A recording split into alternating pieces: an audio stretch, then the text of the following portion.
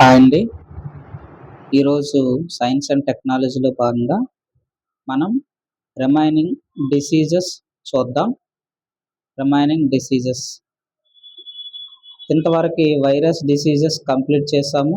అలాగే లాస్ట్ సెషన్లో మనం బ్యాక్టీరియా గురించి కూడా చూసాం. బ్యాక్టీరియా డిసీజెస్ కూడా మనం కొన్ని చూసామన్నమాట. కాబట్టి ఇందులో భాగంగా తర్వాత కంటిన్యూషన్ చేద్దాం. తరువాత వ్యాధి టేబుల్ గుర్తుంది కదా, టేబుల్లో రూపంలో మీరు రాసుకోండి, ఓకేనా. తర్వాత మనకి ఏంటంటే బొత్సులిజం. తర్వాత మనకి బొత్సులిజం ఏంటి ఇదంటే ఫుడ్ పాయిజన్ అవుతుంది అనమాట. మనకి ఫుడ్ పాయిజన్ అయ్యిందని అంటాం కదా, దేనివల్ల బొత్సులిజం అనేటటువంటి బ్యాక్టీరియా వల్ల అనమాట. యాక్చువల్గా నార్మల్గా ఏంటంటే ఇది మనకి ఏదో ఒక పదార్థం ఉంది. యాక్చువల్గా బ్యాక్టీరియా అనేటటువంటివి 100 degrees దగ్గర అవి పనిచేయవు అనమాట. అంటే చనిపోవడానికి మ్యాక్సిమం ఉంటుంది అవకాశం. కానీ కొన్ని బ్యాక్టీరియాలు అనేటటువంటివి ఏమవుతాయంటే ఇక్కడ బతకవు, కానీ ఎప్పుడైతే మనం చల్లారిస్తామో, ఉదాహరణకి మనకి ఒక వంట వండాం, దాన్ని మనం చల్లార్చి రాగానే ఏమవుతుందంటే కొన్ని బ్యాక్టీరియాలు అనేటటువంటివి చల్లారాయి కదా. యాక్చువల్గా ఇక్కడ ఏమవుతాయంటే ఒక 60 బ్యాక్టీరియాస్ ఉన్నాయనుకుందాం. ఆ సమూహానికి సంబంధించి ఒక 60 చల్లారింది. వేడి చేసుకున్నాం కదా, అన్నం వండాము, కూర వండాము, వేడి చేసింది, కొంచెం చల్లారింది, అది తిన్నాం, బాగానే ఉంటుంది. ఇక్కడ కూడా బ్యాక్టీరియా ఉంటుంది, కానీ తక్కువ మోతాదులో ఉంటుంది. మళ్ళీ దీన్ని మనం ఇది 100 degrees ఉంది, ఇది మనకి 60 degrees ఉంది, చల్లారింది, కొంచెం చల్లారాక తిన్నాం. ఇది నార్మల్గా ప్రాసెస్. దీన్ని మనం ఏం చేసామంటే ఇంకా చల్లార్చాం, ఫ్రిడ్జ్లో పెట్టాం.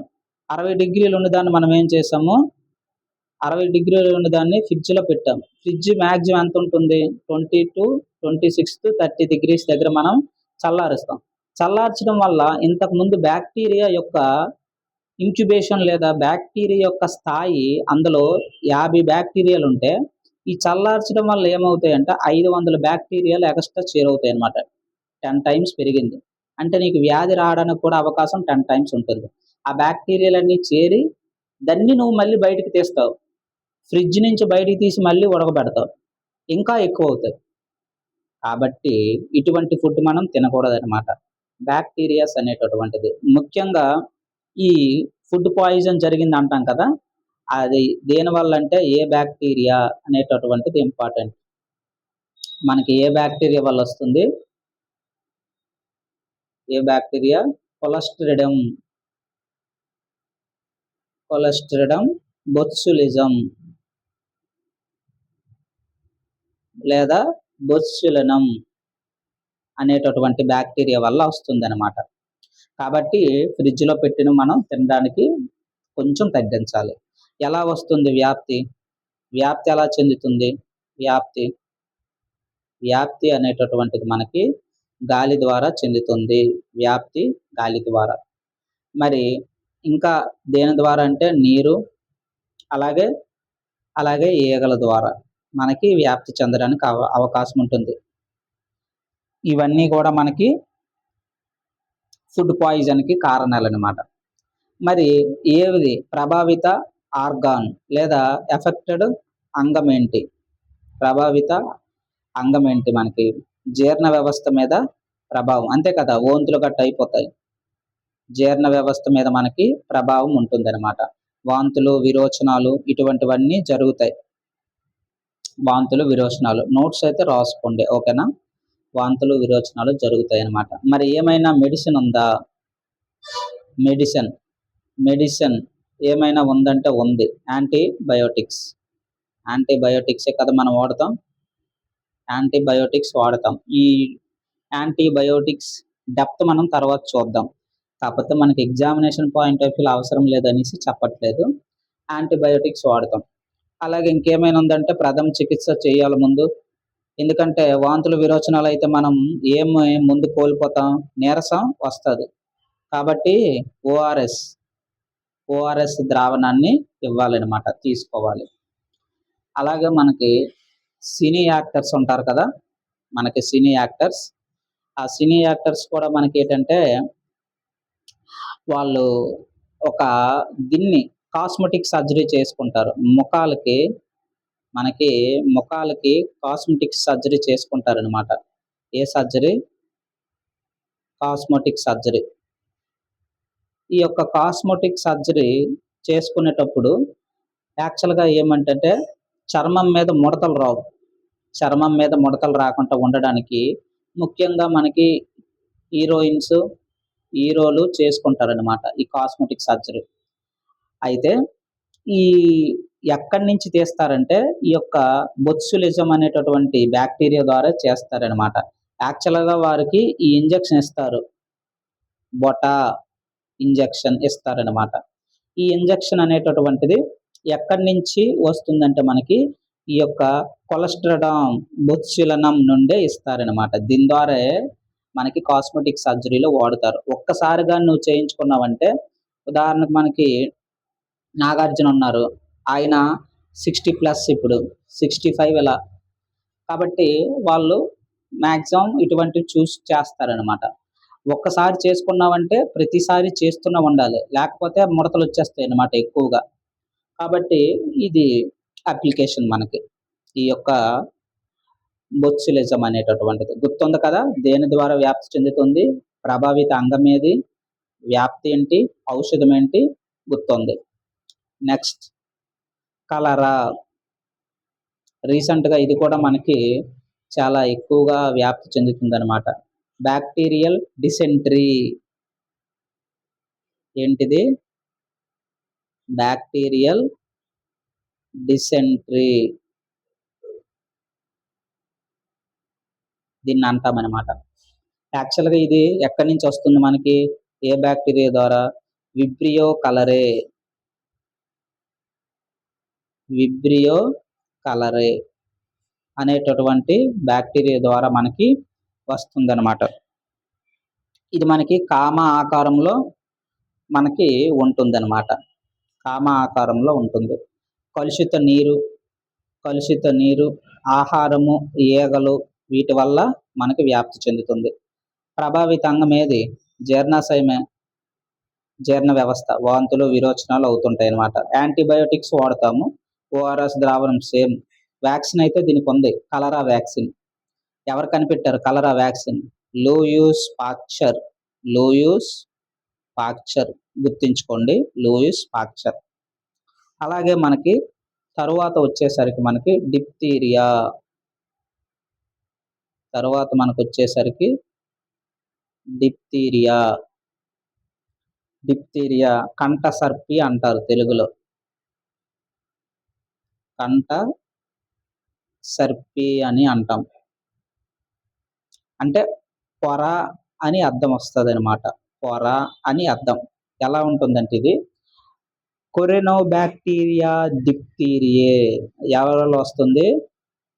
ముందు వైరసెస్ కంప్లీట్ చేసాం. వైరస్ వల్ల వ్యాధులు. ఇప్పుడు వచ్చేవన్నీ బ్యాక్టీరియా వ్యాధులు. ఒక దగ్గర రాసుకోండి. కోరినో బ్యాక్టీరియా డిప్తీరియే దానివల్ల వస్తుంది. ఈ యొక్క బ్యాక్టీరియా వల్ల వస్తుందనమాట.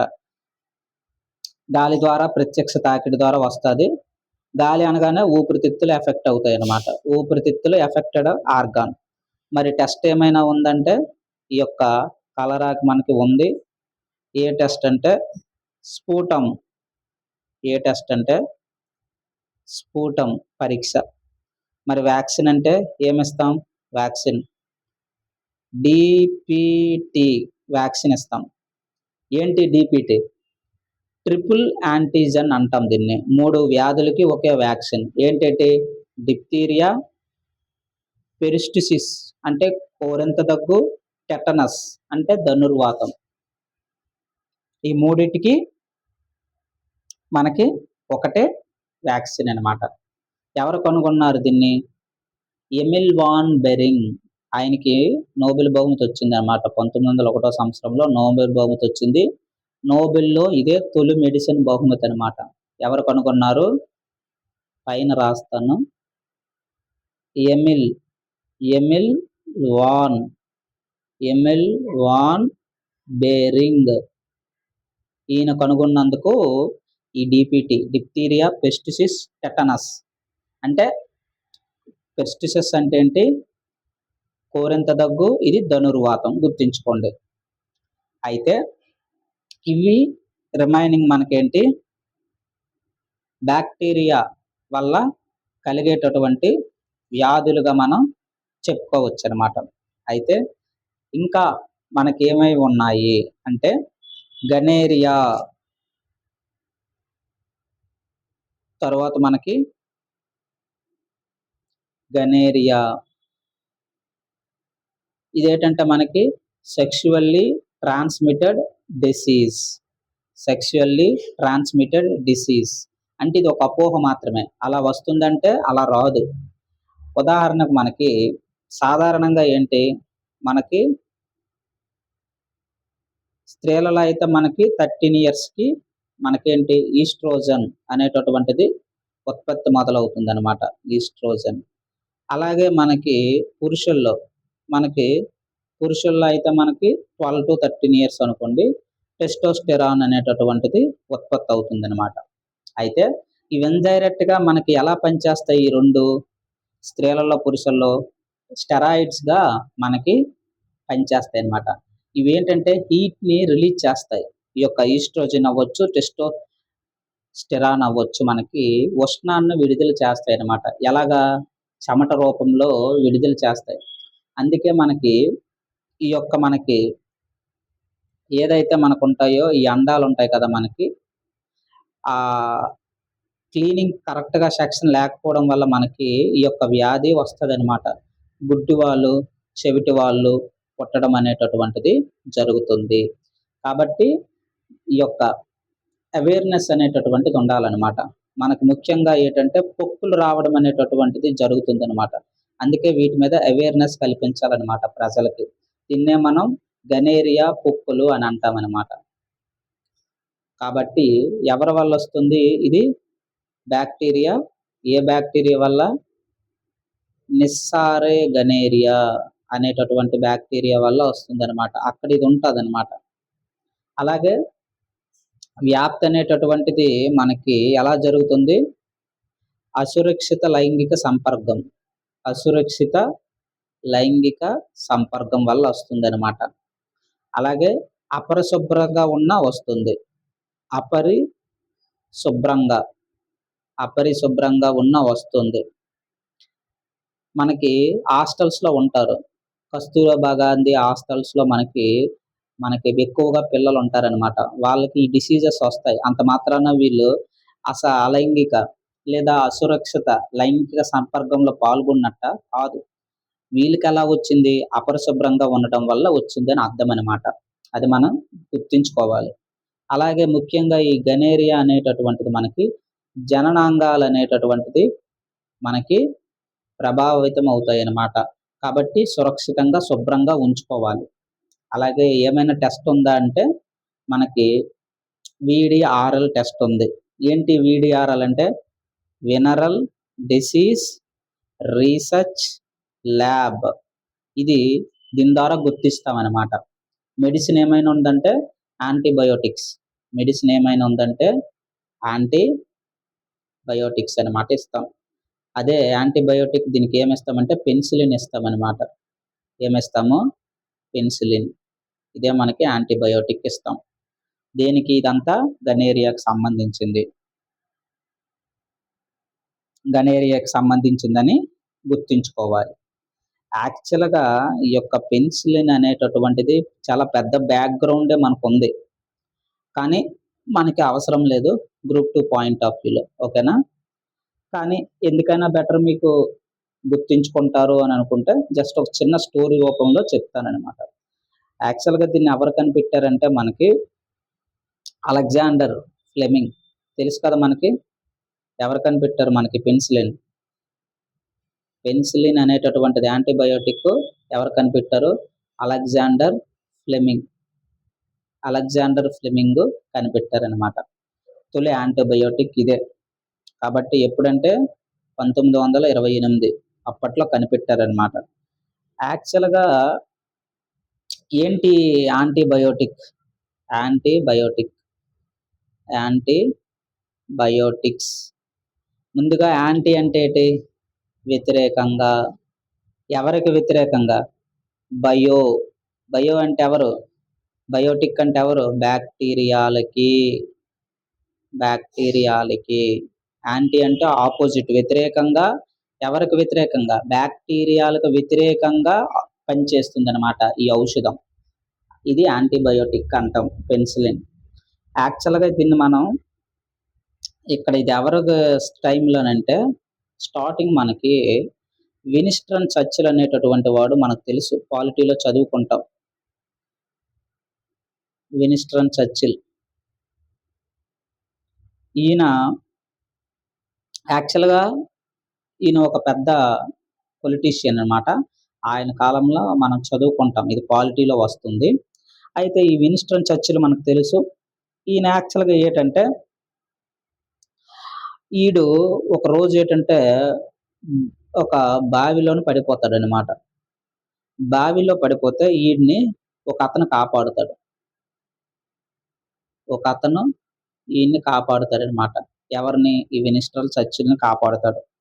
అయితే ఈ చర్చిల్ నాన్న ఏం చేస్తాడంటే ఆ కాపాడిన వ్యక్తిని, అయితే "అయ్యా నీకెవరైనా ఉన్నారా?" అంటే "నాకెవరు లేరండి" అంటాడనమాట. అయితే ఆ వ్యక్తిని తీసుకెళ్ళి ఈడేం చేస్తాడంటే చదివిస్తాడనమాట. అంతకు మించి నేనేమివ్వగలను అనేసి, ఎందుకంటే నా బిడ్డ ప్రాణాన్ని కాపాడినటువంటి ఆ వ్యక్తికి, ఆ పిల్లవాడికి చదివిస్తాడనమాట. వీడితో పాటే, ఈ విన్‌స్టన్ చర్చిల్‌తో పాటే చదివిస్తాడనమాట. ఇద్దరు స్కూలుకెళ్తారు. అయితే అనూహ్యంగా ఏమైందంటే విన్‌స్టన్ చర్చిల్‌కి మన వాడికి వ్యాధొస్తుందనమాట. వ్యాధి. అయితే ఆ వ్యాధి చాలా మంది దగ్గరికి వెళ్లారు గానీ తగ్గకపోతే వెంటనే ఆ వ్యక్తి ఏం చేశాడంటే కాపాడిన వ్యక్తి వీడితో చదివాడు కదా! ఆ వ్యక్తి ఈ యొక్క వ్యాధికి మందు కనిపెట్టాడనమాట. అదే పెన్సిలిన్. అదే మనకి పెన్సిలిన్. ఆ పెన్సిలిన్ ఎవరు కనుగొన్నారు? Alexander Fleming. ఆ కాపాడిన వ్యక్తి ఎవరు? Alexander Fleming. ఎవరిని కాపాడాడు? విన్‌స్టన్ చర్చిల్‌ని. అందుకు కృతజ్ఞతగా ఈ యొక్క అలెగ్జాండర్ ఫ్లెమింగ్ ఈ యొక్క వ్యాధిని తగ్గించడానికి ఈ వ్యాధిని తగ్గించడానికి మనకి పెన్సిలిన్ అనేటటువంటిది కాపాడటం జరిగిందనమాట. అయితే దీన్నెలా తయారు చేస్తాం? ఈ యొక్క పెన్సిలిన్ అనేటటువంటిదంటే మనకి శిలీంధ్రాలని, బ్యాక్టీరియాలని ఉపయోగించి మనకి ఏం చేస్తామంటే ఈ యొక్క పెన్సిలిన్ అనేటటువంటిది తయారు చేస్తాం. యాక్చువల్‌గా మనం చూడండి ఇప్పుడు వాడుతాం పారాసెటమాల్ అవ్వచ్చు. పారాసెటమాల్ వాడితే ఏమవుతుంది మనకి? టెంపరేచర్ అనేటటువంటిది తగ్గుతుంది కదా! ఇది ఒక యాంటీబయోటిక్‌గా ఉపయోగపడుతుందనమాట. పెన్సిలిన్‌కి దీన్నే మనం వాండర్ డ్రగ్ అంటాం. ఈ యొక్క పెన్సిలిన్‌ని మనం వాండర్ డ్రగ్ అంటామనమాట. ఎందుకంటే ఇది చాలా మందిని కాపాడిందనమాట. దానికి ఫ్లెమింగ్‌కి నోబెల్ బహుమతి అయితే వచ్చిందనమాట 1945లో. ఎందుకు 1945లో వచ్చిందంటే అప్పట్లో రెండో ప్రపంచ యుద్ధం జరిగింది గదా! ఆ వ్యా ఆ యుద్ధంలో బాగా ఈ ఈ యొక్క యాంటీబాడీ పనిచేసిందనమాట. యాంటీబయోటిక్ బాగా పనిచేసింది. దానికి గుర్తించి నోబెల్ బహుమతి అయితే ఆయనకి రావడం జరిగింది. వీనితో పాటు ఇంకో ఇద్దరికొచ్చింది. చైన్ అనే వ్యక్తికి, ఫ్లోరీ అనే వ్యక్తికి. మనోడు గూడా కనుగొన్నాడు చాలా యాంటీబయోటిక్స్. మనోళ్ళు గూడా ఉన్నారు. చాలా వాటిని కనుగొన్నారు. ఏంటి? టెట్రా, టెట్రాసైక్లిన్ ఎవరు కనుగొన్నారు? పేరు గుర్తు రావాలి మనకి. టెట్రాసైక్లిన్ అనగానే యల్లాప్రగడ సుబ్బారావు. ఈయనకి ఒక పెద్ద స్టోరీ ఉంది. యల్లాప్రగడ సుబ్బారావు. యల్లాప్రగడ సుబ్బారావు. ఈయన కనిపెట్టారనమాట. స్టోరీలన్నీ చెప్పుకుంటూ పోతే మనకి టైం వేస్ట్ అవుతుంది. కనిపెట్టింది ఎవరంటే యల్లాప్రగడ సుబ్బారావు అనమాట. అయితే నోబెల్ బహుమతులకి ఎవరెవరొచ్చాయి మెడిసిన్‌లంటే స్టార్టింగ్ మనకి 1901లో బేరింగ్ చెప్పుకున్నాం కదా! బేరింగ్ అతనికి 1901లో వచ్చిందని. డీపీటీ వ్యాక్సిన్ కనుగొన్నందుకు చెప్పాము ఇప్పుడే. అలాగే 1902లో రోనాల్డ్ రాస్ ఆయన మలేరియా దీనికి కనిపెట్టినందుకు ఆడెనాలఫిస్ అనే దోమే కరిచింది, దానివల్లే మలేరియా వచ్చింది అని ప్రూవ్ చేశాడు. దానికి ఒక పెద్ద స్టోరీ ఉంది. భారతదేశంలో ఉంటూ మన భారతీయుడు ఒకడు సహకరించారు ఆ ల్యాబ్లో ఎక్విప్మెంట్ అవన్నీ కూడా. మొత్తానికి ఈయనకి మనకి 1902లో రోనాల్డ్ రాస్కి మలేరియా అనేటటువంటిది అనాఫిలిస్ దాని వల్ల వచ్చిందని కనిపెట్టినందుకు రోనాల్డ్ రాస్కి వచ్చింది అనమాట 2లో. అలాగే 6లో కెమెల్లో కాల్జీ బ్లాకే రియాక్షన్, నాడీకణానికి రంగుని ఇవ్వడం, దానికి ఆయనకి వచ్చింది. ఇవన్నీ అవసరం లేదు, అంటే నార్మల్గా గుర్తించుకోండి. 1930లో మనకి కారల్ లాన్ స్టేనర్ బ్లడ్ గ్రూప్స్ దానికి సంబంధించి ఆయనకు వచ్చింది.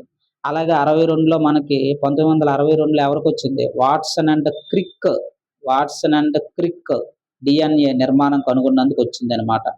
అలాగే 68లో అరగోవింద్ ఖురానా కృత్రిమ జన్యువులను కనిపెట్టాడు.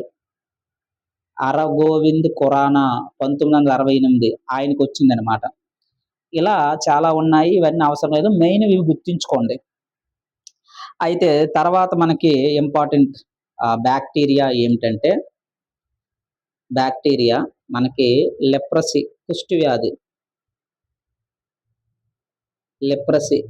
కుష్ఠవ్యాధి సినిమాలో చూపించినట్టుగా ఇదేమీ ఉండదు. మనకి సింహరాజ్ సినిమా చూసి అలాగనుకోకండి, కుష్ఠవ్యాధి అదంతా అపోహలు మాత్రం అనమాట. అది ఒక కల్పిత కావ్యం అనుకోవచ్చు. ఇది దేనికి ఎవరు కనిపెట్టారంటే దీన్ని హాన్సిన్ వ్యాధి, ఆన్సిన్ అనేటటువంటిది అనమాట. దేనివల్ల వస్తుంది, మైక్రోబ్యాక్టీరియం లెప్రి అనేటటువంటి బ్యాక్టీరియా వల్ల వస్తుంది అనమాట. యాక్చువల్గా మనం ఏదైనా ముళ్ళ పందులు గట్ట ఉంటాయి, వాటిని తిన్నామనుకోండి, తింటే మనకి వస్తుంది అనమాట. అయితే ఇది అంటువ్యాధి అయితే కాదు, సినిమాలో చూపించినట్టుగా ఇది మనకి అంటువ్యాధి కాదనమాట. ఫిక్షన్ పండించడానికి అలా చూపిస్తారు, ఇది మనకు అంటువ్యాధి అయితే కాదు, అది గుర్తుంచుకోండి.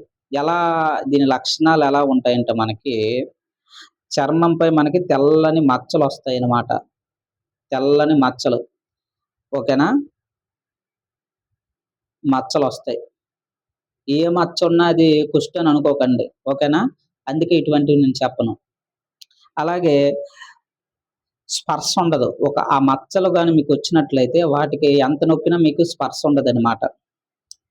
అలా తయారవుతాయి. తయారయ్యి ఏమవుతాయి, అవి పుట్టుమచ్చలుగా పెరగడం మొదలవుతాయి. అవి అలాగా పుట్టుమచ్చలుగా పెరగడం మొదలవుతాయి. తర్వాత వేలి కొనలు తగ్గుతాయి. చేతుడు వేళ్ళు ఉన్నాయి కదా, మన చేతి వేళ్ళు, అవి తగ్గుతాయి అన్నమాట. అయితే ఇక్కడ మనం చూసుకుంటే టెస్ట్ ఏమైనా ఉందంటే హిస్టామైన్ టెస్ట్. ఏ టెస్ట్ ఉంది మనకి,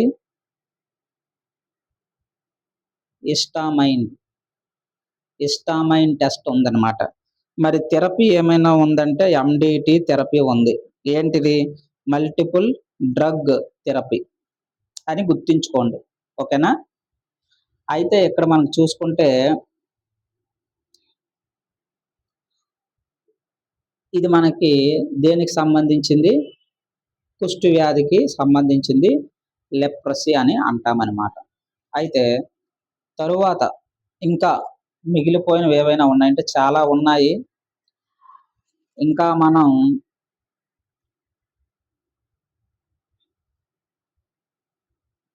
చూసుకుంటే మెనింజైటిస్,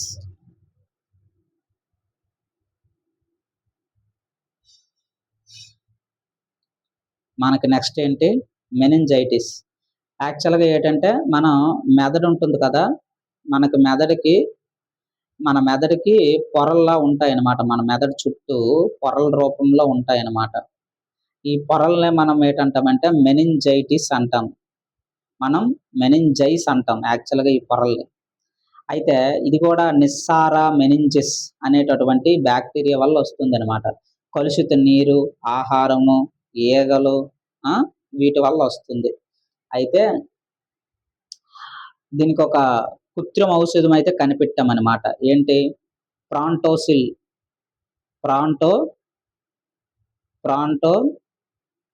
సిల్ మెనింజైటిస్.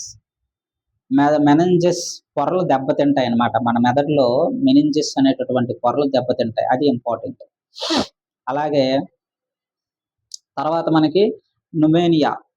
తర్వాత న్యూమోనియా. ఇదేంటి ఈ వ్యాధి? న్యూమోనియా. ఇది కూడా గాలి ద్వారా వస్తుంది. స్పెక్ట్రోకోకస్ అనేటటువంటి స్పెక్ట్రోకోకస్ న్యూమోనియా వల్ల వస్తుందన్నమాట. దేని వల్ల వస్తుంది? స్పెక్ట్రోకోకస్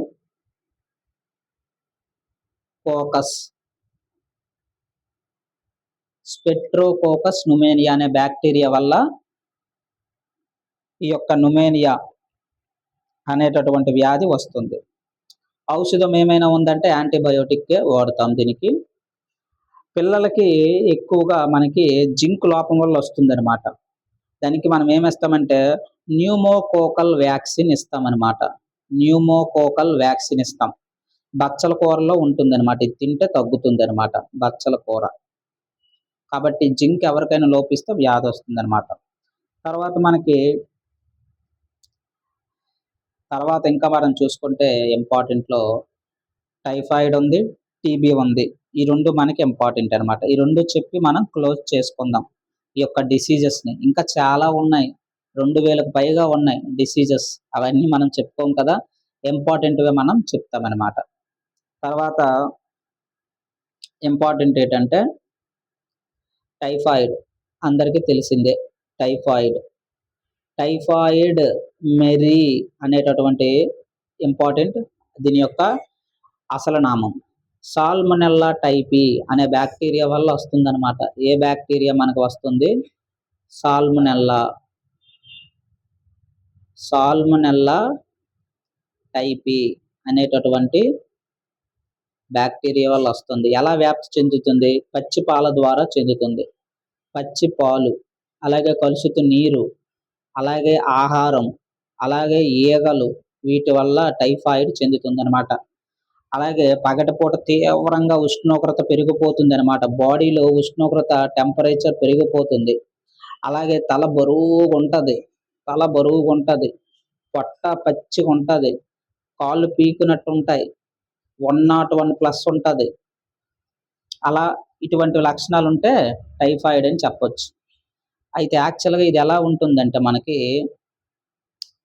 మన జీర్ణాశయం ఇది అనుకోండి, ఓకేనా? ఇది మన జీర్ణాశయం అనుకుంటే ఈ చివరిలో మనకి ఏం చేస్తాయంటే పుళ్ళు రూపంలో ఉండి కొరుకుతాయి అన్నమాట ఇలాగా. అందుకే పొట్ట పచ్చిగా ఉంటాయి అన్నమాట. పుండ్లు అనేటటువంటివి వస్తాయి ఈ టైఫాయిడ్ వల్ల. టెస్ట్ ఏమైనా ఉందంటే వైడల్ టెస్ట్ మనకి వైడల్ టెస్ట్. యాంటీబయోటిక్స్ వాడచ్చు. యాంటీబయోటిక్స్ మనకి ఔషధము. అలాగే సల్ఫర్ డ్రగ్స్ తీసుకుంటాం అన్నమాట. మనకి సల్ఫర్ డ్రగ్ తీసుకుంటాం ఈ యొక్క టైఫాయిడ్ తగ్గడానికి అన్నమాట. తర్వాత మనకి టీబీ. టీబీ అంటే ఏంటి? క్షయ అంటాం. దీన్ని అధ్యయనం చేసే శాస్త్రాన్ని ఏమంటాం? సియాలజీ అంటాం. సియాలజీ అని అంటాం. మార్చ్ 24 దీని యొక్క సెలబ్రేషన్ డే జరుపుతాం అనమాట. మైక్రోబ్యాక్టీరియా లూబర్కిలోసిస్ అనేటటువంటి వల్ల మనకి వస్తుంది అనమాట. ఏ బ్యాక్టీరియా వల్ల? మైక్రోబ్యాక్టీరియా ట్యూబర్కిలోసిస్ అనే బ్యాక్టీరియా వల్ల వస్తుంది. ట్యూబర్ అంటే ఏంటి? ఊపిరితిత్తులు. ట్యూబర్ అంటే ఊపిరితిత్తులు. కిలోసిస్ అంటే కుళ్ళిపోవడం. అని అర్థం అనమాట. అంటే ఊపిరితిత్తులు ప్రభావం అవుతాయని గుర్తించుకోవాలి. గాలి ద్వారా మనకి వస్తుందన్నమాట. అందుకే పుట్టినప్పుడు పిల్లలకి ఈ యొక్క వ్యాక్సిన్ వేస్తారు. BCG వ్యాక్సిన్, బ్యాసిల్లస్ కాలమెటెట్ గిరిన్, ఇవన్నీ మనకి BCG వ్యాక్సిన్ ఇస్తారనమాట పిల్లలకి స్టార్టింగ్. అలాగే ఏమైనా టెస్ట్ ఉందంటే ఉంది మాంటాక్స్ అనేటటువంటి టెస్ట్. ఇదేంటంటే మనకి చికిత్స ఏమైనా ఉంటే ఉంది. ఏ చికిత్స ఉంది? డాట్స్. అంటే డైరెక్ట్, అబ్జర్వ్డ్, ట్రీట్మెంట్, షేర్డ్. ఇది మనకి important. Direct, observed, treatment shortcut అంటాం. డాట్స్ అనేటటువంటిది మనకి చికిత్స ఇస్తారనమాట.